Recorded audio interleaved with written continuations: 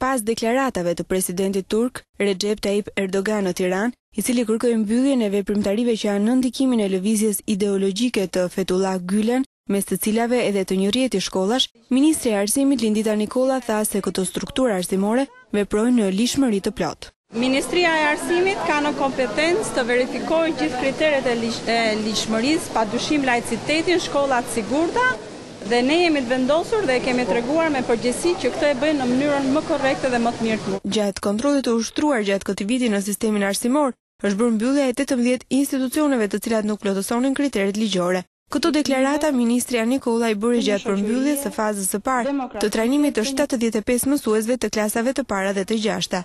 Për herë të parë, mbi 1500 mësues do të trajnohen në mënyrë që nxënësit të aftësohen jo vetëm për njohuritë që marrin nga tekstet, por edhe për mënyrën se si ata do t'i përdorin ato. Mësuesit shqiptar janë gati për të përfshirë në këtë shtator në klasën e parë dhe në 6 në sistemin e ri të kurrikulës të orientuar nga kompetencat. Kurrikula më e thjeshtë, më pak e ngarkuar dhe e duhura për t'i bërë nxënësit tanë suksesshëm dhe të orientuar nga problemet që ofron jeta. Janë përzgjedhur mësuesit e klasave të para dhe të gjashta për trajnim, pasi këtyre klasave do të ndryshojnë tekstet në vitin e ri shkollor.